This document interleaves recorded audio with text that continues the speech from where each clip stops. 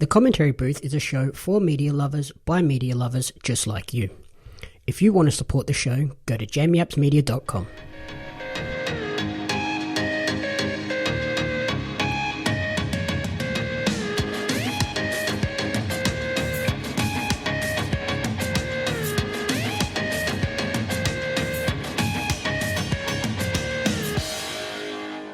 Welcome to the Commentary Booth, the ultimate weekly entertainment recap and review show. My name is Jamie Apps, and each week I'll be joined by a rotating cast of co-hosts to run you through the entertainment media we've consumed during the week. Along the way, we'll provide you with insightful commentary and reviews. This week, I'm joined by a teacher and travel blogger who lists their favourite movie as Fight Club and favourite TV show as Survivor. Welcome back to the show, Buddy McClelland. Hello, Mr. Absolotl. Thank you for having me. Welcome back. How was the weekend? Good. Relaxed. Did more soccer, bit of golf. Nothing too spectacular. Went and flew the drone over a waterfall, which was both exciting and scary because I thought I was going to fly it into a bunch of trees and lose a $700 drone in a canopy, but it made it back. Yeah, I saw the drone footage. I can imagine crashing it into a waterfall and the water at the bottom wouldn't have been good. Yeah, it makes you really nervous. Like it's got good stability and it knows where it is right up until you find somewhere that doesn't have a good GPS signal, and then all of a sudden it just becomes like a wobbly mess. And most of the waterfalls and things you want to take footage of tend to be in places that don't have good GPS signals, so You just have to really concentrate on where you're flying it, not what it's looking at. Yeah, I imagine flying it over paddocks and stuff is easy, but then forest and waterfalls and stuff, not so much. Yeah, paddocks is good. Have you seen the video where I rounded up the sheep? Yes. I've got a second career as a cattle dog coming up with that thing. It's great. Paddocks are fine. Waterfalls, scary. I would love to have known what was going on in the sheep's head. Like, what is this thing and why is it making so much noise? Yeah, it was like, they were sheep. Like, once one went, they all started going. So I think the first one was scared of the drone, and I think every single sheep after that, in like a domino, was just scared because the other sheep next to it was scared. They just have that full hive mentality. They just panic. Oh, yeah. Yeah, sheep. What else have you been up to? Not a lot. Bit of Xbox. Watching a heap of Amazon Prime again. Just enjoying the warm weather. What about you? Yeah, not too much. Getting out and enjoying the sun while it's here, since we had those couple of weeks of... It was sunny during the week and then raining on the weekend, which sucked. But now that we've had a couple of nice weekends, I've just been getting out in the sun. I'm pretty sure I got sunburnt yesterday. Did I see that you got your first 180 in darts? It wasn't my first one. It was my third. Oh, but yeah, I got one on Monday, and then had to get the celebratory kebab afterwards. Even though I get a kebab most Tell me weeks. You shouted 180. No, I just got pretty excited, but 180. You have to. Still lost 12-0, but yeah, we won't talk about that part. Yeah, well, we were playing one guy that had represented Australia at the World Youth Championships, and darts in England. I didn't know that was a thing. Right, and then one of the other blokes on his team is the New South Wales captain. So, good luck. I played the best I've played in months and still lost 12-0. Yeah, at least you played better though. That tends to happen when you play people that are going to be better than you. You just sort of play up. It's like when teams in soccer have got a man down and they all of a sudden start winning. That, and I think I relax more when I'm playing them because I don't think I can win. I'm just like, just have fun and enjoy it. Whereas when I'm playing people that are similar to my level, I definitely stress too much and like overthink it. One of those sports where you have to be relaxed. Yeah, as soon as your arm gets tense, the darts go everywhere, which is what's been happening. You mentioned you're playing Xbox. I'm assuming Tony Hawk has been getting quite the run. Yeah, it's got a pretty good workout, which is a big achievement because I was pretty addicted to Call of Duty Warzone, and I still am, but it's been getting a very, very strong workout. I've been going back through it, like checking things off, which is not the way I normally play video games. But I've almost made it through the entirety of the first Tony Hawk's Pro Skater, and I'm about to set on number 2. But I'm loving it. You've been playing it as well, haven't you? Yeah, and I'm definitely struggling way more than you are by the sounds of it. Yeah, mate. I remember playing it. I think I played the first one on a PlayStation at a friend's house in maybe 1998 when it first came out. Yeah, like, I remember playing it, and from what I remember, I was much better at it than I am now. Like, I suck. Maybe that's just the rose-colored glasses. Everything you remember is just nicer than you think. Yeah, possibly. I think it is too because when the Skate series came out, I got pretty heavy into that, and like, it's a totally different game and sort of changes the way you think about skate games as well. I think your problem was that you got involved in the skate game in the first place, which was rubbish compared to the Tony Hawk games anyway. No way. The Tony Hawk one was so much better. More fun. A video game shouldn't be realistic. A video game should be the fun version of life. Like Warzone or Call of Duty or any of those games. Like, when you played... Have you played any of the Tom Clancy games? Yeah, I love the Tom Clancy games. You're that weird guy that likes the whole idea of get shot once, dead, the game's over. Like, the fun part about Call of Duty is that you can get shot like 35 times, take a breath, and all of your health comes back, or even get knocked over, and all of your friend has to do is come over and touch you with their magic finger, and you come back to life. Like, that's the fun part. That's what's fun about Tony Hawk. You don't have to push on the skateboard to get up a ramp. He just goes.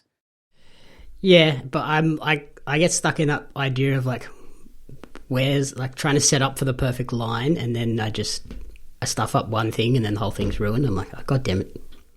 Yeah, but at least with those games, they made it so you could quickly just restart and the whole thing goes over again. Yeah, but yeah, I'm stuck on.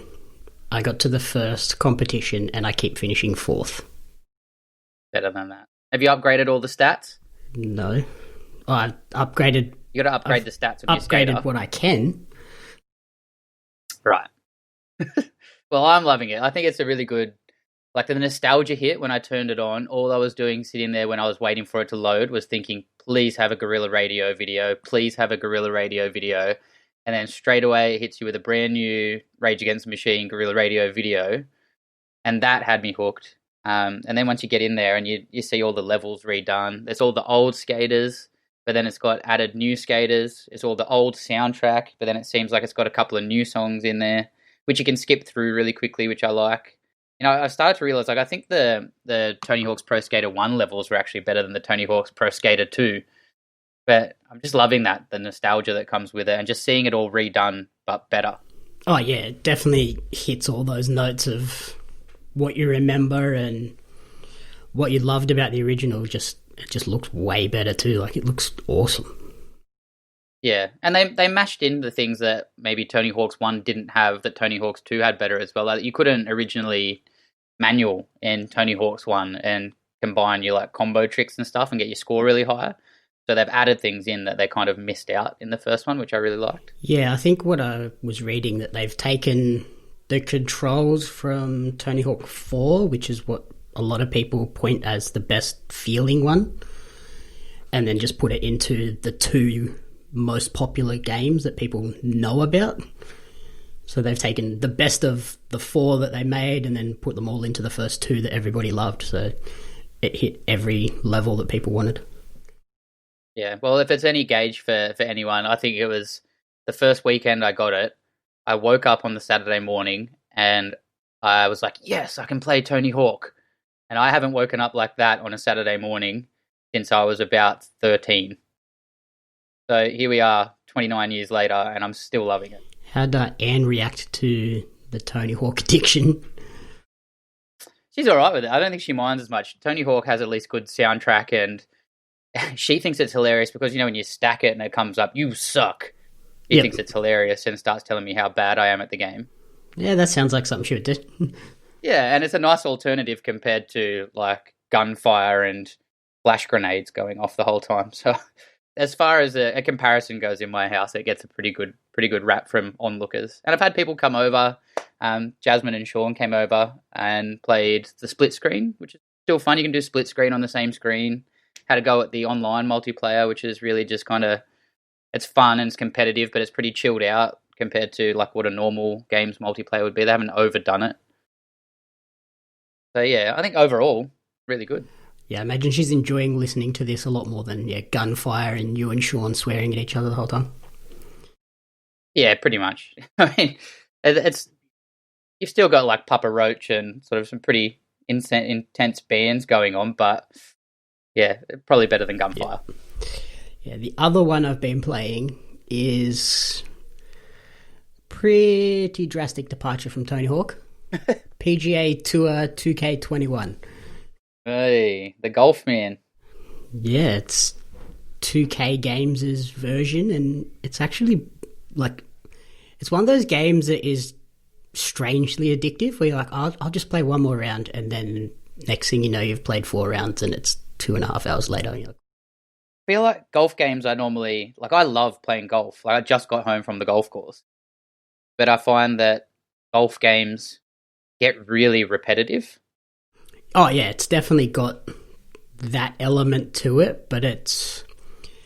The way they've done the controls is it's got all these different levels of assists and, like, simulation that you can turn on or off, and they're on sliding scales as well, so if, like, I think it's the backswing and the downswing, like, you can make it so that it's, like, fully simulated levels where you have to time the swing correctly. It has to be perfectly straight, or you can like adjust those to get it to a spot where it matches your skill level, so you can get it so you sort of around that even par, just under par level without it, you're not going around hitting 12, 13 under par. Are you playing against the computer or are you playing against multiplayer? I've pretty much just played against the computer, but then I've been playing a couple of online every now and then, and it's fun because everyone can have their level set to what is appropriate for them, so everybody's sort of on an even playing field. I guess that's the handicap, hey? Yeah, but it's got 15 courses and they look awesome, except for when it's like super windy. The wind doesn't affect the trees or anything, which is a bit off-putting. And the crowds, like, obviously video game crowds, they're all pretty generic cardboard cutout type people, and they don't move if the ball comes near them, which is sort of drags you out of it. PGA 2020, there should be no crowds. Yeah. Yeah. I saw a game recently. It was one of the golfers, and since there's been no crowds, they had the golfers, they've been having them mic'd up when they can, so they may as well, because you can't hear people yelling, get in the hole or whatever, every single shot. They mic'd up the golfers, and one of them got caught on the microphone as he was taking a putt doing a fart. And he afterwards, instead of like trying to deny it, he owned up to it. He said, it's crazy since this whole coronavirus thing started. He goes, I used to cough to cover up a fart, but now I have to fart to cover up a cough.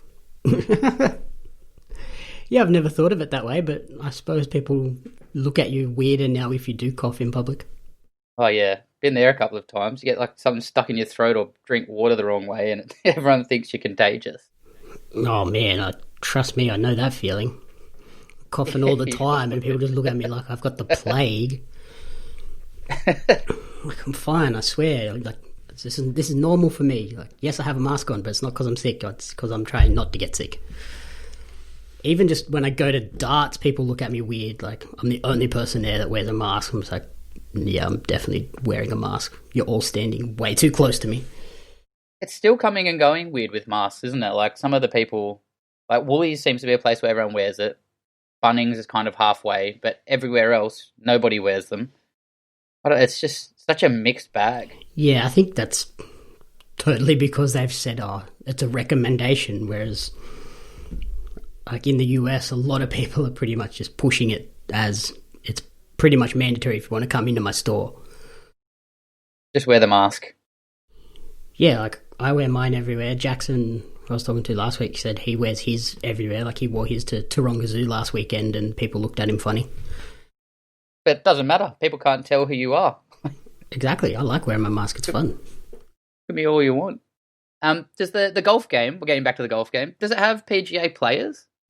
It has 12 licensed pros, but there's no female players, which is a bit strange. You can create a female character, but you can't play as a pro. And the only way to play the game is with a created character. You can't use any of the pros, which is also a very strange decision. I was just about to say that if you had Bryson DeChambeau drive it twice as far as everybody else. Yeah, he's in the game, like I play against him, but yeah, you can't play with him, which is... I'm not sure why they've done it that way. Kind of crap they don't have the female players. Especially like when you look at every other 2K game, like NBA 2K has the WNBA. Like they have their whole cast of women. The FIFA has their whole women's division. Like, yeah. Does that mean if you make a female character, like say your male character is playing against Bryson? Yep. Does the female character then play against Bryson? Yes. What? Yes. It's just Come on, 2K. You're better than that. It's 2020. Time to catch up. Yeah, I imagine next year's iteration will fix a lot of those issues. Like even the challenges that you have, like you can complete throughout the game, they're all, none of them like award you like skill points or anything to improve a character. Your character is just base level, which is like competitive once you adjust all the assists and everything. All the challenges really do is they offer you clothing and clubs and stuff like that. So it's just like, and they're not hard challenges. They're challenges that just, if you play the game enough, you're going to eventually rack up the XP to complete the challenges type thing. You think they would have a really good opportunity to do, remember how like FIFA has the mini games? Golf mini games would be fun. Yeah, exactly. Just like chipping it into buckets and things like that. Yeah. I have hit a few... Hitting targets. A few gun shots that I was pretty proud of, but I hit 2 holes in one. Hey. Yeah. I was like, wow, stoked on those ones. I hit a couple of long distance chips that have like hit the pin and then dropped in. Your big claim to fame.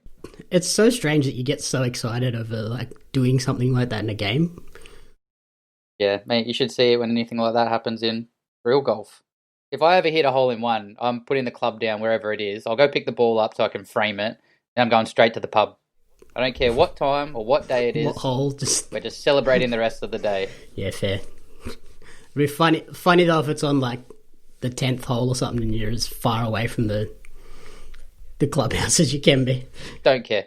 I'll be skipping the whole way back. I do not care. I watched a video recently called Scratch Golf on YouTube. A guy named Eric Anders Lang, and he goes and he plays in different places. And he did a hole-in-one challenge in Japan. And in Japan, the custom is that if you were to hit a hole-in-one, you have to throw a party and you have to buy presents and pay for everything at the party for everybody else that's there. So people don't celebrate you, you kind of celebrate them being there with you. That's an interesting way to go about celebrating. Yeah, so he went to Japan and they offer, so if you play golf there, rather than having a course that has sort of like the signs where you walk in and it says, if you get hit, golf is a dangerous sport, it's your own fault if you get hit in the head. Yep. The Japanese people put that back onto the individual golfer. So at the start of the year, they have to purchase like personal liability insurance. And a part of most of that insurance, because they know that if people hit a hole-in-one, that's the custom, they have a hole-in-one optional extra as part of their insurance. So if you're insured, it was something crazy. They paid out like 50 to 1 or something if you hit the hole-in-one of whatever the insurance you paid. So he went to Japan, bought one of those insurance policies, and took a bucket of balls down there and just tried to hit a hole in one, which is 1 in 12,500 chance. So 12,500 to 1 odds that you're going to hit a hole in one. Wow. Did he get it? Spoilers? Spoilers, he plays off of 2, I think, as his handicap, and he still couldn't hit one all day. Wow. But he had the insurance just in case. But he spoke to a Japanese guy that had hit a hole in one and couldn't afford the party. So until that point, hadn't told anybody. Just ran away, hid. Wow. That sucks. You think you'd want to celebrate, and he's like, nope, can't afford it. Don't tell anyone. Don't tell anyone. That's a secret. It was a 2. Yeah. So thankfully, we're in Australia, and I'll be skipping my way to the bar. I imagine if the golf courses make people have that insurance, I imagine their fees are lower because of that, are they? I don't know with Japan. It was interesting to see, they've got that typical Japanese sort of thing going on. I feel like it would cost more because of the technology that they have. Like, instead of carrying your own clubs or having your own cart or whatever, they've got little robot carts at this course he played at anyway that follow a set path and carry your clubs for you, little pink robots. Oh, nice. So did you just have a tracker in your pocket or something so it just follows you around or something? I don't know. He didn't explain that one. He was too busy trying to hit hole-in-ones. There's typical, over-the-top Japanese stuff. I love it. I would love to go and play there. Just need those borders to open back up. It's so hard to just drag my own buggy around. Hey, we got a mate that's 30 and he's got his own self-driving buggy, old Bretto. Of course Brett has that. Yeah, it drives it around. It's the most expensive little self-driving buggy, and the remote on it, looks like a pedestal fan remote. Everything else on it's super expensive, super high-tech, except the remote, which looks like a pedestal fan remote. It's probably the same remote that I've got for my fans, just 4 buttons, forward, backward, left and right. Yeah, little black remote. It's got a red power button and blue direction buttons, pretty much. Well, they saved some money. Imagine how expensive it would have been if they had to get a decent looking remote. Yeah, it just makes it easier for the old people that are supposed to buy them. Yeah, I suppose that's probably the point of it being super simple. It's hard to mess it up when there's only 4 buttons. Waiting for the day it goes haywire and drives itself into the dam. Yeah, Brett's just taking a shot and his golf clubs just drive off, chasing it around the course. You better hope that I don't find the button that just makes it drive by itself. Yeah, I wouldn't be letting you anywhere near that remote control. You or Sean. What else have you been watching? You saying lots of Amazon? Yeah, lots of Amazon and lots of sports stuff too. I have went to the next season of All or Nothing. So it was that same series that had the NFL, it had the rugby union, it had Manchester City, and they embed for a season with the team. So they've done Tottenham Hotspur, which normally, being a devout Arsenal fan, I would absolutely hate. And I went into it being I hate them, so annoying, I don't respect this team whatsoever. They've just got Jose Mourinho as their coach, who is possibly one of the biggest wankers in world sport. And then he's definitely one of the most divisive coaches in the Premier League. Yeah, well, you know how I thought about him. And then within 4 or 5 episodes, I have started really wanting Tottenham Hotspur to win and really respecting Mourinho. So, I mean, if that's any gauge, that really shows how good that show is and how much of an insight it gives you into those players. Because, I mean, a lot of those players who, from the outside, you would think, even Mourinho himself as the coach, but the players sort of Dele Alli and Harry Kane, you'd look at them and you think these guys are getting paid hundreds of thousands of pounds per week and got to be arrogant guys and this and that, but they're just average people that really care about their families and really care about winning and doing well and are really good mates with one another. I really, enjoyed it, and which surprised me because I thought going into it I'd just enjoy watching them lose, and I didn't. I really wanted them to win. How sick did that make you feel when you realised that it had done that to you? Yeah, weird. Made me feel weird. And it made me really just want them to do a season with Arsenal with my team that I follow, which I think would be awesome to get that insight into the players that you really care about would be amazing.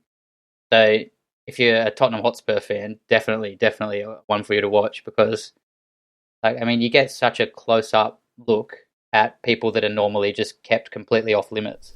And yeah, especially the locker room too. They would never show any of that in the Premier League coverage.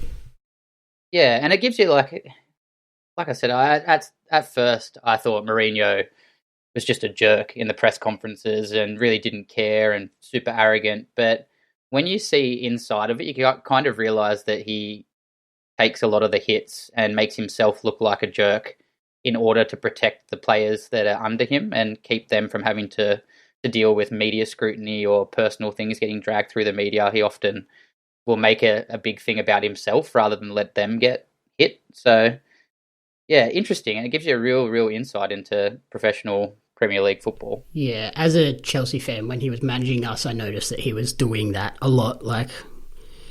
There was all the rumours and stuff about him losing the club and the players, but it was always, he always made it about him. He never came out and was like, oh yeah, this player is saying stuff.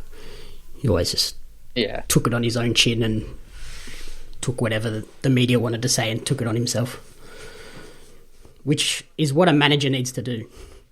Yeah, definitely. And it's always interesting the way, if you follow the leagues that any of these all or nothings are in, it's kind of like there's no spoilers because you already know how the season has gone. They release it after things have basically ended. So it's more of an insight into something you've already seen happen, which I kind of enjoy as well. Yeah, it gives you the background of what you already knew happened and what was going on behind the scenes during that time.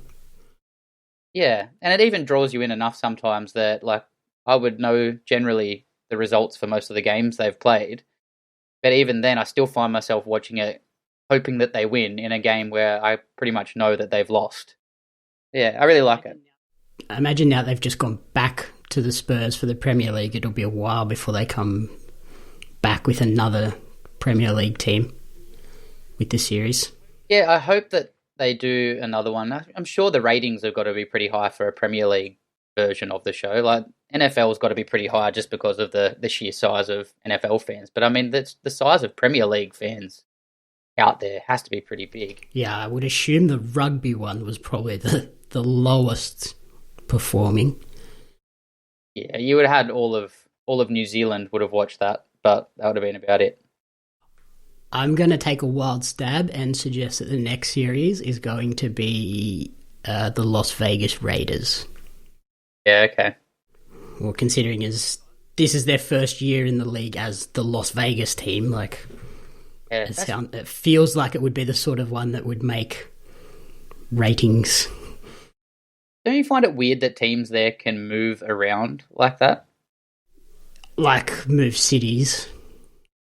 If I was in Oakland, I would be so gutted that my team just had enough of me and got up and left. Yeah, it is a weird system where it's not owned by the council or the Premier League is the same, but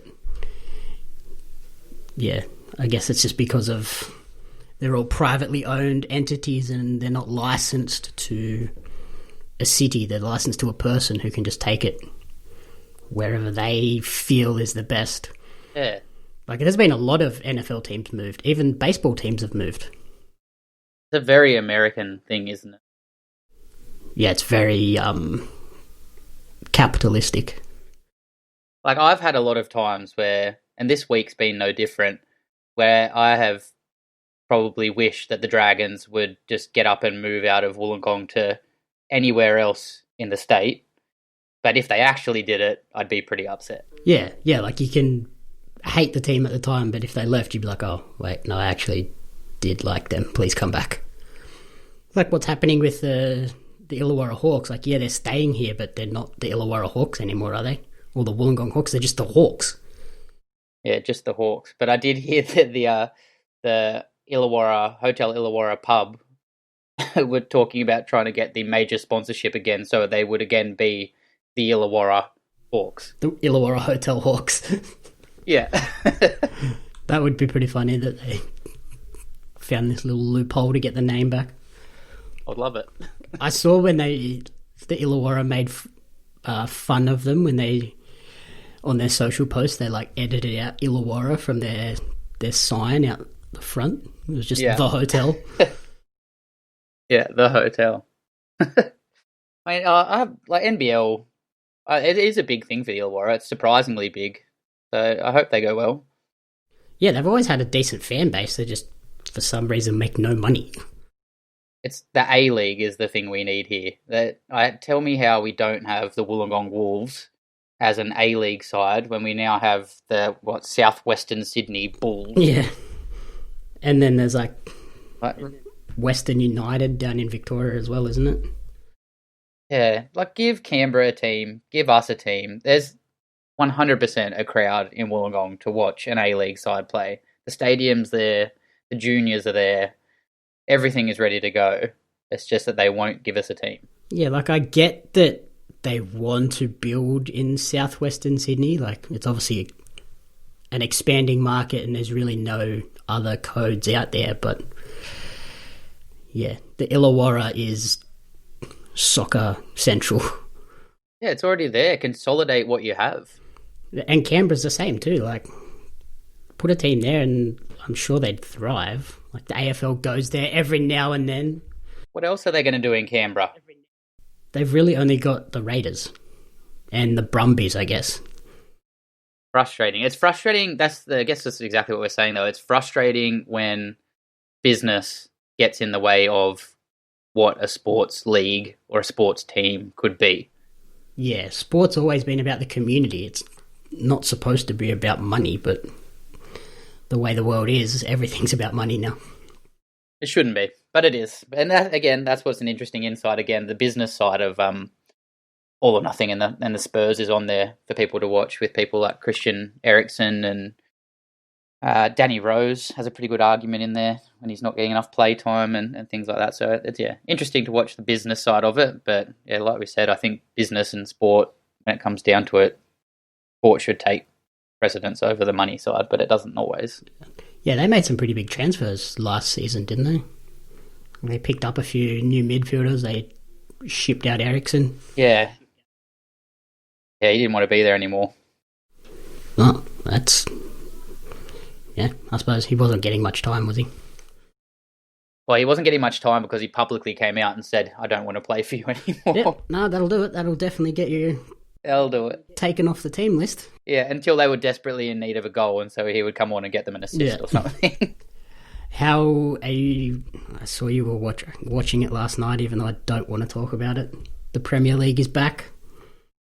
Premier League is back. Arsenal are back. I did watch it last night. Again, very weird with no crowds, but very happy to have it back. It was weird. It was such a short off-season.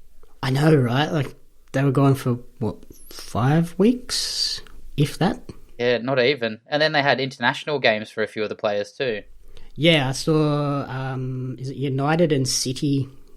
Their start to the season is delayed because they had those European commitments after the season ended. Yeah. So their games this weekend have been postponed, which... Like, I get they want everyone to have the same break, but it just means later down the line they're going to have a midweek game. Yeah, crazy the amount of games they make them play altogether anyway. Lucky they've got the big squad sizes and the permanent physios and stuff. Are they still doing the 5 interchange, or are they back to the regular 3?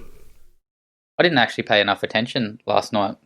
It was 9:30 game, which is better than normal, but me... in my middle age, by the time half-time rolled around, I was pretty cozy and snug in there.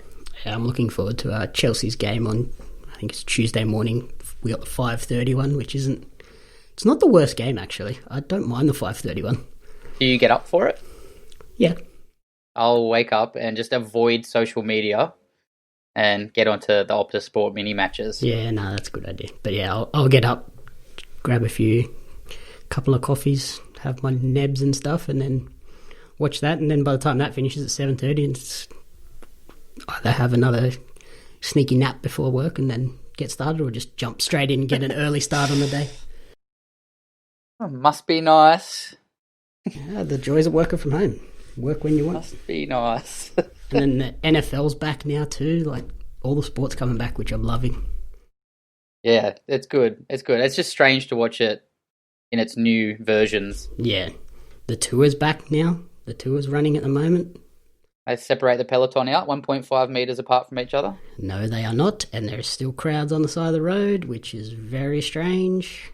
Everyone on the side of the road is supposed to wear a mask, and there's always, like, every time it scans past the crowd, there's always, like, people that, you know how there's always that one person that just doesn't know how to wear a mask properly? And it's just, like, under their nose. I'm like, you might as well not be wearing it. Yeah, just let the nose out. Might as well not wear it. The schnoz has to be out. And yeah, speaking of Amazon Prime, The Boys Season 2 back. Hey, you got onto it. Yep. Because I think the last time we spoke about it, I'd watched it and you hadn't watched it. Yeah, so when I saw that Season 2 was fast approaching, I was like, right, I need to finally jump into this, watch Season 1, get prepped for Season 2, stupidly thinking that Season 2 was doing the same thing where it dropped the whole lot at once. Oh, yeah. But, so I watched all of Season 1 in about 2 days. And then now Season 2 has dropped. I've watched the first 4 episodes so far. What do you think about The Boys as a whole, as a series? What do you think of it? Awesome. Like, you definitely did a good job of hyping that one up without overhyping it. I told you, it's exactly what superheroes would be like if it was a real thing. They would be privatized and they would abuse their powers, and some of them would be creepy, some of them would be heroes, and it would be this weird mix of life. How is that opening scene of Season 1 too? Oh my goodness. That hit hard. Oh, with is that where the world's fastest man runs through his girlfriend? Yeah, good job, A-Train.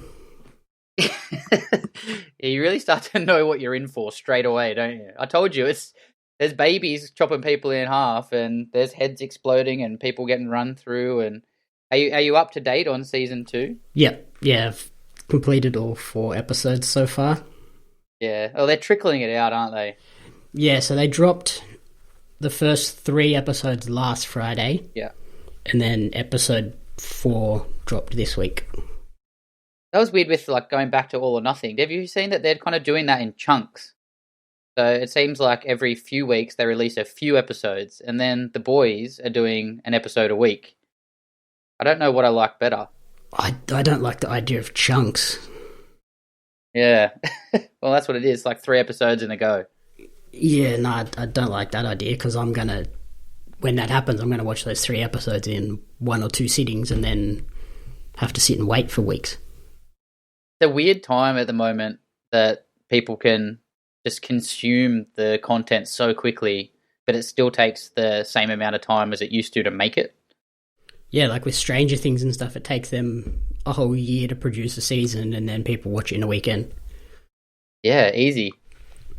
But I like the way The Boys have done it this season, where they gave you those 3 episodes to start with, which was just enough to sort of get you hooked back in and give you that hit that you wanted of, yes, The Boys is back, without giving you the whole lot at once. And now that it's weekly, it sort of gives you something to get excited for every Friday. It's like, oh, Friday night is Boys night.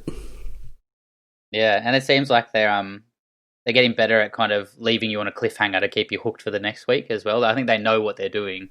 Yeah, but I guess when they were producing it, they knew that they were going with this release schedule, so they made sure that each episode finished that way. Yeah, and the new characters, I think, have been good in it as well. Like, I was wondering where they were going to take it, and they've really introduced Stormfront. She's awesome. Amazing. Like the exact thing we were saying about girls not being included in the golf game. She's like the balancing out of the magnet for that. Like she's fully feminist and amazing. Just calls a spade and is hilarious.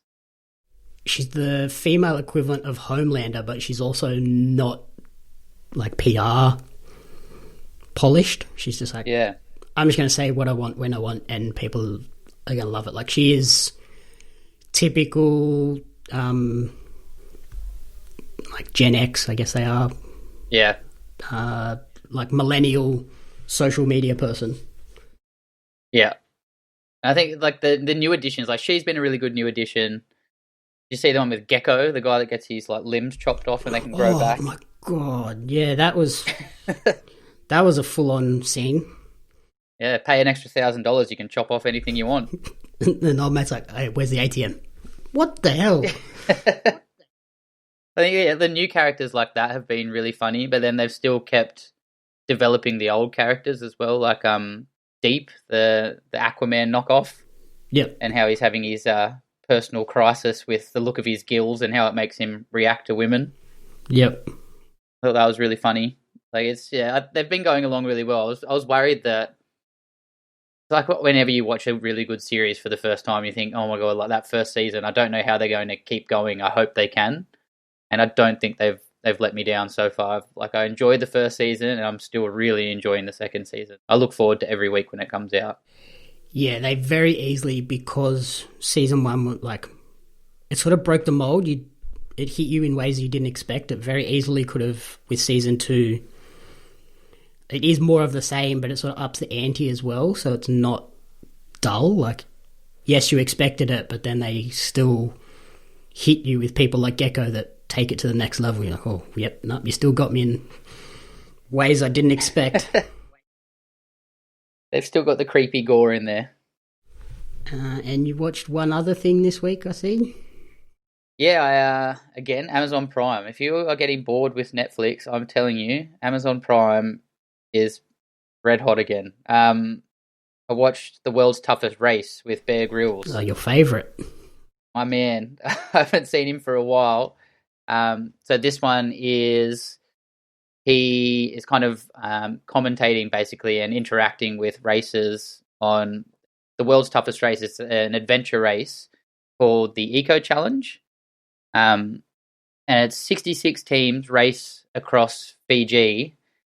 But I mean, it's like a proper tough race. Like, it's not just a cool title. They race 670 odd kilometers in 5 legs, 24 hours a day. Ooh. Yep. And they go across Fiji in different legs. Like, the first one's the ocean, then they do like rainforest, and then they kind of keep going the whole way across Fiji and all of its different sort of little elements. And they race solid. Like, Team New Zealand came in first. Spoilers, but Team New Zealand came in first. It took them 5.5 days of straight racing, where I don't think I really saw them sleep at all. And they do things like they start out in these canoes that have sails on them. Then they mountain bike a heap. They have to kind of orienteer through the jungle where there's no tracks. They abseil down things. Like, it's a really changing sort of, it's not just them running through the bush. They've got to do all sorts of different things and heaps of different things that could potentially go wrong, and sometimes do. But they finished that in 5.5 days. And the last team to finish was racing for 11 days. Jeez, that's a big difference.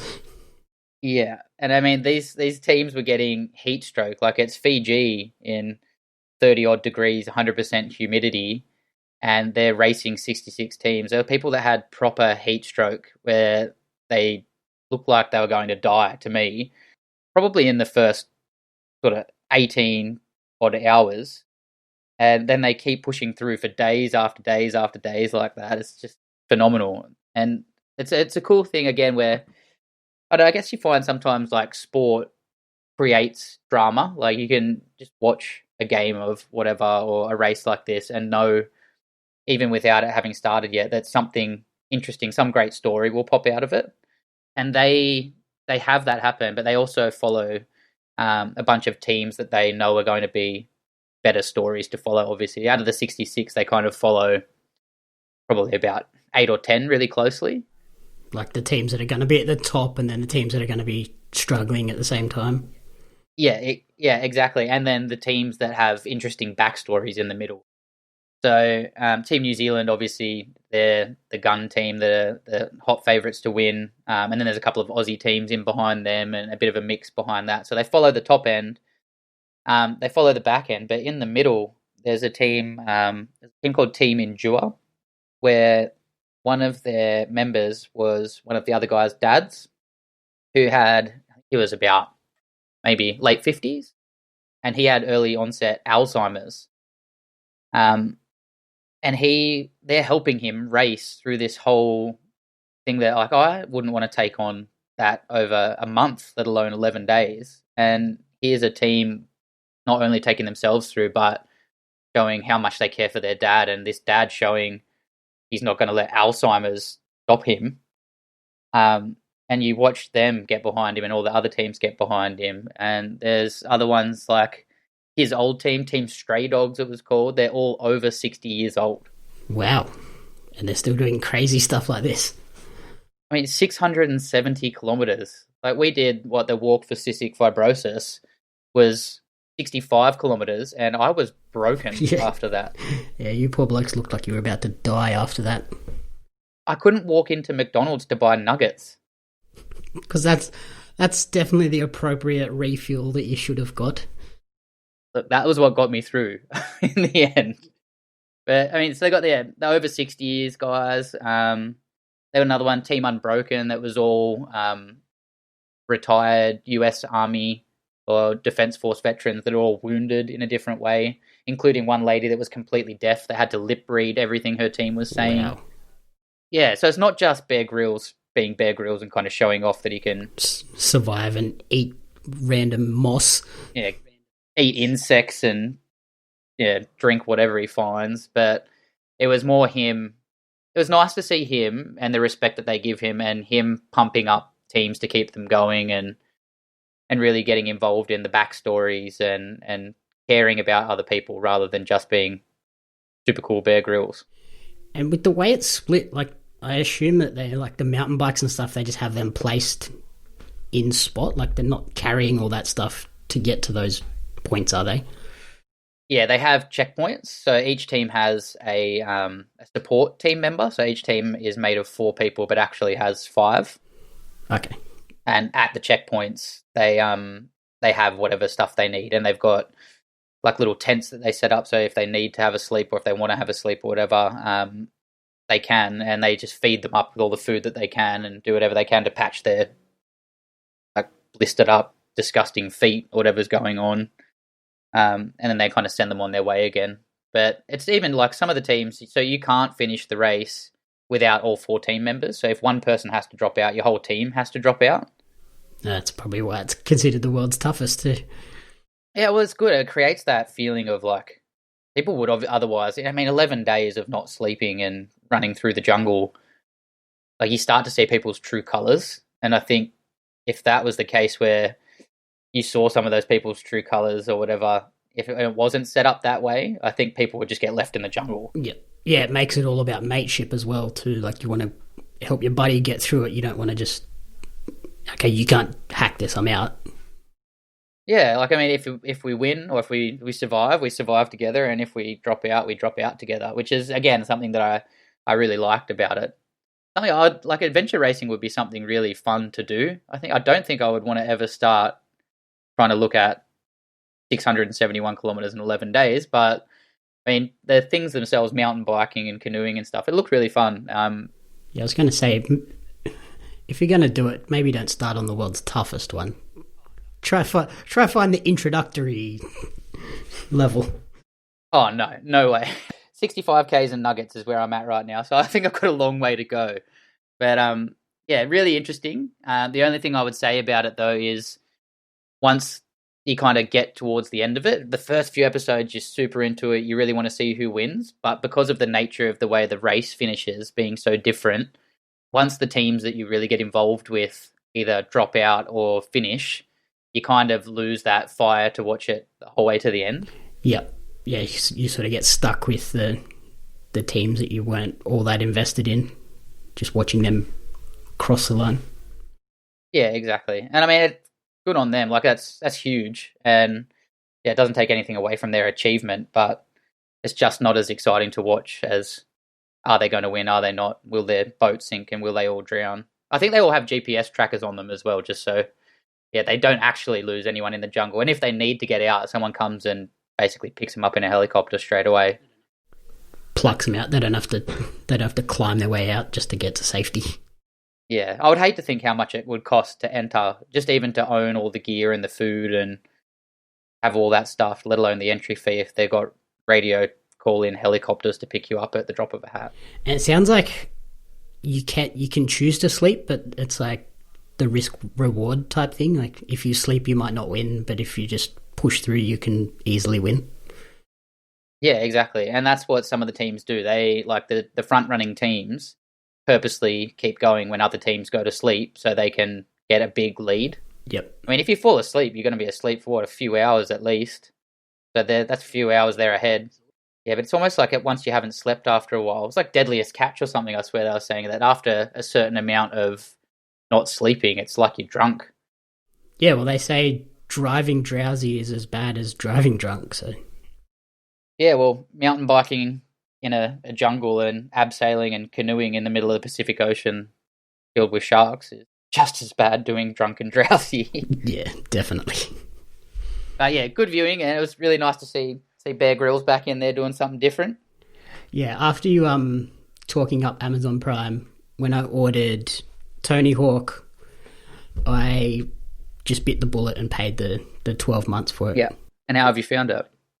Awesome. There's heaps of stuff on there that I want to watch. Like, even just the movies, like, there's heaps more movies than Netflix even seems to have. Like, every time I go on Netflix now, it's just series. Yeah, and like, there's times where you just don't want to watch a series. Like, I'm not up for watching a series right now. I want to just watch a movie. Yeah, it seems like Netflix is getting really invested in having to create their own content rather than purchasing it.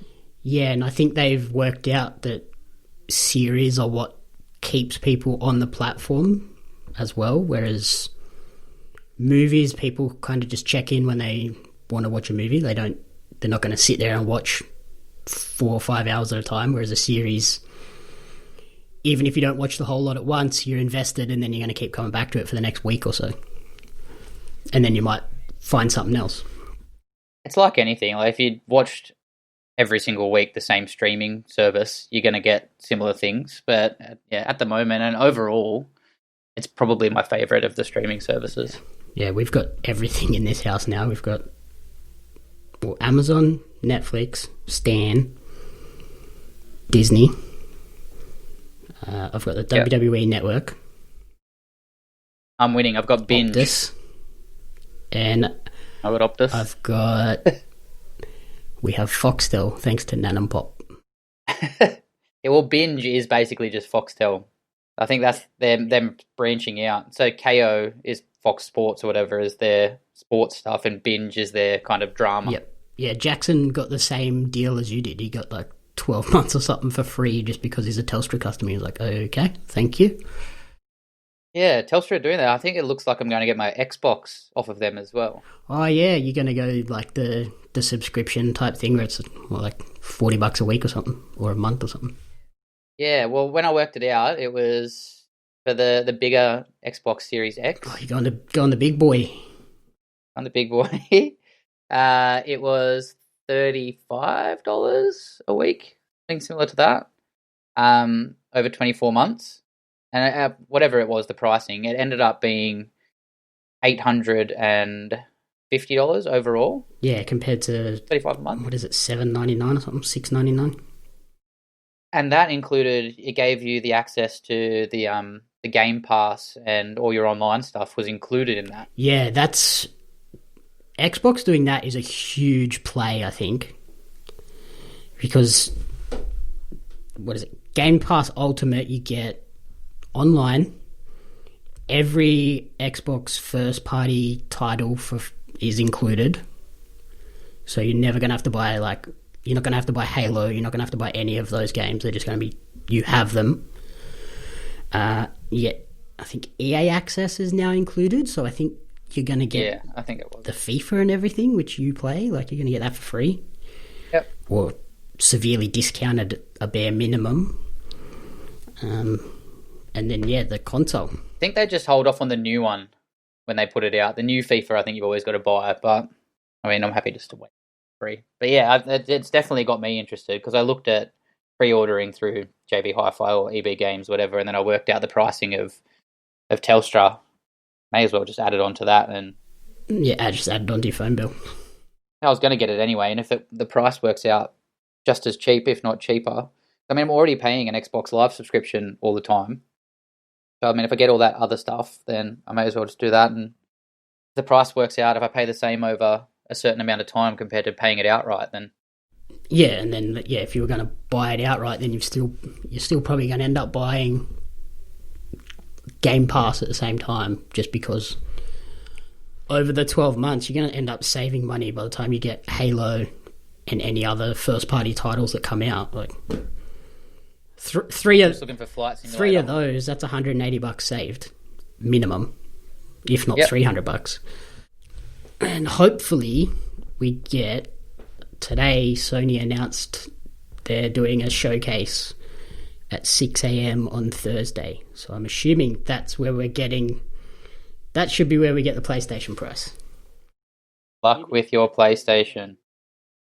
I heard a rumor going around that the first shipment of PlayStations to Australia is only 40,000 units, and the pre-order interest is at 150,000. Yeah, I'm in that list. Let's hope you're in the top 40. Yeah, I think the Xbox is going to be similar, though. They were saying that the manufacturing has been heavily impacted for both of them, so they're going to be pretty limited by the sounds of things. Well, it's got to be almost their dream time to release a new console, with a lot of people being stuck at home more often than not. Yeah, it's a weird one. Like, yes, people are at home, but then, like, in America, heaps of people are out of work too, so they don't have discretionary income to dump $600 on a console right now. Yeah, people find a way. But with that, the Series S, the little white one, that's a pretty tempting little deal there for, what is it, $399, $299 US. I think it's $399 here. Yeah, it just didn't look like it had quite as much computing power to it. Yeah, so what I've heard is it won't do 4K, but everything else is pretty much the same. So it's going to be super fast, and just like the audio is going to be the same. Everything except 4K.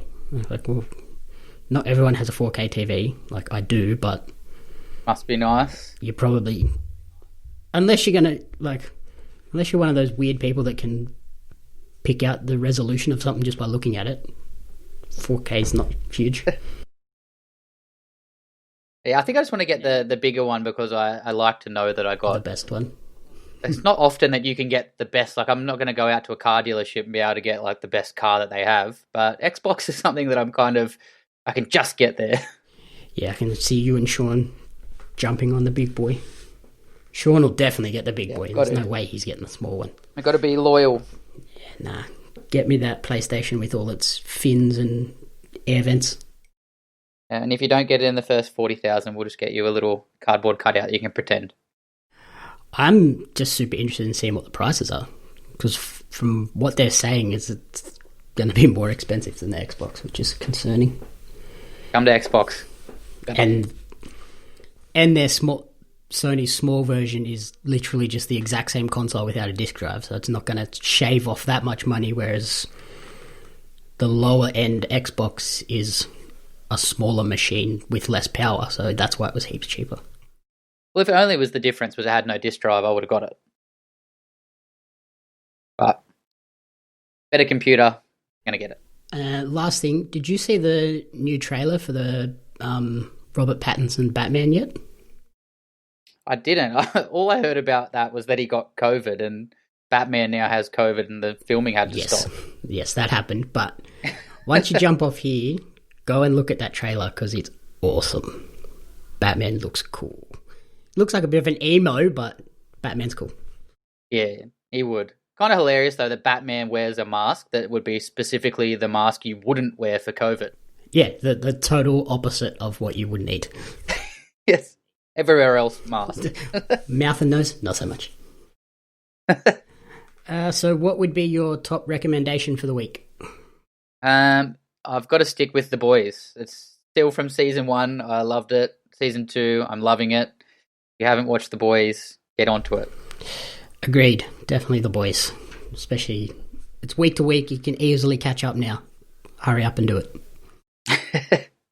So thank you for listening to the Commentary Booth. If you enjoyed the show, please remember to rate, review, and subscribe.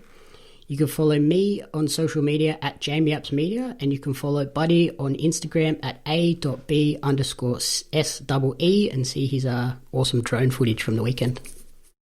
Thank you for having me. The Commentary Booth is a fan-funded production of Jamie Apps Media. You can support the podcast alongside our magazine Jam Zine over on Patreon at patreon.com/Jamie Apps Media. The following people supported at the Jam publisher level or higher, and you cannot fathom how incredibly appreciative we are for their support. Brian and June Hart, Courtney Paulson, Tracy Apps.